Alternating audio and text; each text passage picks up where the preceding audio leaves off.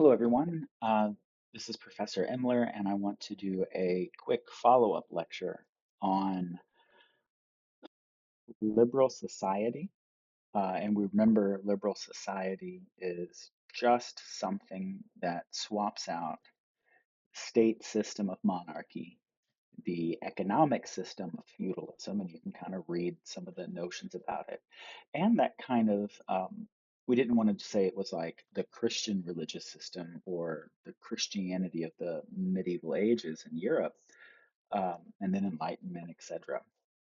But there was a kind of civil religious system that was really kind of a value system, or at least I want to take that the value system along these lines away from religion because um, it was being used socially and to justify things socially. And it's a contested thing within the religion. There's lots of ways to understand it and talk about it. Um, but then there's how did the kings and lords use it? So we have this mythology about what it is to be a human, which is we're some kind of horrible, bad, corrupted image of the divine. And so we need to be told what to do. Um, and we are deserving of eternal punishment. And this resulted in that chain of command saying, God owns everything and is in charge of everything. God delegates authority to the king over different regions of the earth. And then that is then delegated to the lords by the king. And then the lords tell the serfs what to do, what to produce, etc. Other than that, they have some uh, uncommanded parts of their life. But the main things are by the lords. And then this is a system that ranks male members above female members. And so women are at the very bottom, um, the way I've described it. So liberalism said if you give up the state system, right, monarchies, and we go to some kind of right social contract, um, and then if we swap out our economic system for something like capitalism, uh, what do we get as a result, right? What do we get if we exchange those things for liberal capitalism? And we said things like, hey, we own ourselves. The king no longer owns us, so to speak. Husbands don't own us. What else? Think about slavers. They can't own people, right? So we own ourselves. That means we're a society of equals. If we're a society of equals, we don't have a king telling us what to do. So what do? Well, we make just a bunch of contracts. I agree not to do this. You agree to do that. And then think about cell phone contracts, constitutions, state laws, all of those things, even like everyday agreements with each other. All of those things together, right, stacked together, make for the social contract. But they have to say what we are, right? We're no longer um, these horrible, corrupted images of God, or for those religious people, if we are, we can still do other things. We can still get our act together. We don't need something from above to tell us what to do. So, what are we in this system? We're rational animals, right? We can talk to one another. We can think about things. We can make new choices. Um, and we all can do something like mathematics, which indicates that we probably have the same type of mind, right? So we're all rational, and that kind of is our common basis in this theory for doing things. And as you can see, there's lots of critics, some within, some outside, some next to, um, but that's the promise of liberalism. You'll get a better life if you do social contract theory, etc. Then we have that notion of capitalism, which the way we talk about it, right? Here's some people. Ricardo and Smith were early scientists of capitalism saying, hey, here's how I think it would work out. Here's my assumptions. We had in last century Ayn Rand, um, novelist, kind of a philosopher, but really like was like we need to organize everything in our society, our ethics, everything uh, a trader, like a business deal. And then Friedrich Hayek, early last century, tremendously influential, but he was kind of like, hey, um, well, he helped invent this thing called neoliberalism, which is kind of you take capitalism over liberalism. And so, anyway, it's a whole thing. Um, but anyway, and then Milton Friedman and Alan Greenspan. Friedman was a Chicago school economist who actually, um, let's see, he's incredibly influential. Um, Kind of one of the biggest theorists of capital last century, even so much so that when certain governments in Latin America did revolutions and they were like, we don't want to do socialism anymore, he was actually brought in to help, I believe, I know it was people from the Chicago school, was brought in to help set up a good capitalist economy from scratch. And you can read how it goes. And then Alan Greenspan, he was the chairman of the Fed for a very long time under very, very conservative presidents and centrist presidents throughout the 80s and 90s, and I think even yeah, 2000s.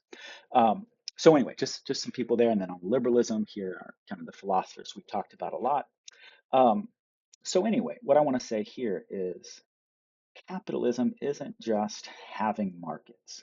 Humans have had markets, I mean, as far back as we can look, where there are cities, and humans have been trading things back and forth for like 30,000 years. We have the maps of where the different like little commodities are in Europe that they would make, and then trade. You can tell, hey, this rock is from a region 500 miles away. So how did it get here, right? And by rock, I mean like a really awesome um, carving or flint for an arrowhead, just various things. But that aside, the notion is you use money to sell commodities to gain more money, right? We call that MCM. And that is the logic of the marketplace um, in capitalism, where before um, you would make a commodity, you'd make chairs. Why do you make chairs? To sell them on the market. And then what do you do with the money? Well, either you reinvest it, you have yourself a good life, or you get the things you need, right? Make commodities, you sell them on the marketplace to get other commodities that you need. Um, and the difference with capitalism is we just swap the logic around. This is one way to talk about it. There's lots of ways. And so here it is, you begin with the person who has money. We call this capital, even though there's C's in here, right? The money and then you put that to work to sell commodities. But why are you doing it? For the purpose of getting money, more money. And then that is the logic of the system. And it does lots of things, right? It opens up all kinds of creativity as we compete over things. We think of new ways to do things.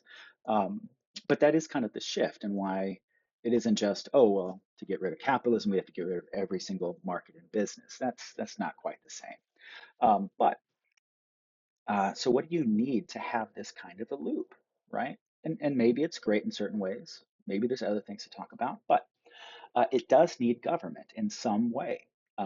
You have to enforce contracts. If I say I'm gonna sell you some wood and then I don't give you the wood, but I want the money, how do we sort that out?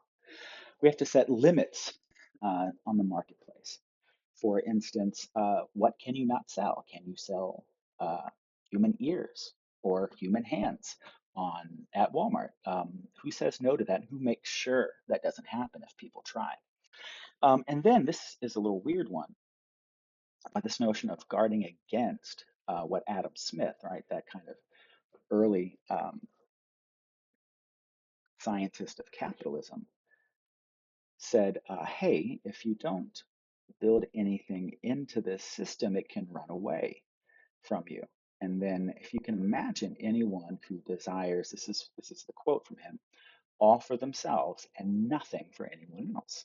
Um, you might have this runaway system. Now, he thought that if you and I are rich people in the community, we're making all kinds of money, we have more than we need. Well, what do you do with more than you need? You either invest it, or if you can't literally use it, you give it back to the community. We see this in Native American traditions, the potlatch on the Pacific Northwest, that notion of you get a lot and then you give it back to the community. So he thought rich people would compete to be the better citizen, to make a better society, versus like just private gain. Um, and it draws all of those things, draw on liberalism's focus on inalienable natural rights. Um, so other conditions that were needed is we had to draw lines around all of the land, whose farm is whose, etc. And this kind of actually happened in England over a few hundred years, where they took, so this is like an English manor, kind of the smallest like uh, land unit. You have the lord here, parsonage. Here's the village where the people work. Here's all the all the farms and stuff that people, the serfs, work. And then here's what I'm getting at. This is what we call the commons. And every little manor, hypothetically, would have a portion of it set aside for all of the people who are not the lords and ladies to work, get their food, hunt, play, etc. Right? Just common land. And then over the course of a few hundred years, they slowly whittled this away. We call it the enclosure of the commons. And when we have that, then where do the people who used to go there for food, where do they go? Well, they have to go into towns, cities, all those things. Um, but the other thing I really want to highlight is this notion of free enterprise versus a managed social system. So let's go back here. That's what feudalism did, is they said, hey, uh, markets were very, very consciously managed, um, both to kind of protect people from gaining market share, right? So the guild protects its profits. You don't want too many in there. You have too many pieces of pie to cut up, and then keep wages down. There's discussion of that. But the other thing is just manage the social resources of the community. If everyone's baking all of the wheat, we don't have bread tomorrow, right? You have to manage these things. And that's just different from free enterprise, where if you and I can make some good bread, we make bread and we sell it, even if we're supposedly serfs, right? So it's very freeing. So, what are humans in this system? Or at least, what are the myths? And by myths, I don't necessarily mean anything false or bad, just what are the core notions that you have to have in the back of your head for this to make sense and work? Um, so, the first one is eternal growth. We always have to be growing. Remember, why we're doing this is to get more money, right? So we have to grow or we're falling behind, etc. Um, and feel free, like I literally want you to look this up. I think the figure is, as a whole, the system has to grow by 3% a year. So the question is, can it grow forever? Are there any limits, ecological, market, etc.? It needs an invisible hand to kind of guard what's going on. And then finally, this is, I have to end this and we'll have another video. Um, but you and I are Homo economicus, otherwise known as a rational market actor. And so what we want to kind of ask is, are you a rational market actor? Is that what you are at your core? Are you a rational animal at your core? Are you something else? Right, so that's why we need to talk about the mythology of the human. So anyway, social contract theory, all that stuff. So what we want to ask, what we want to think about is, did they live up to these promises? Did we get liberty, equality, and fraternity? And there's different ways to think about this. Maybe the answer is no, they just tricked us.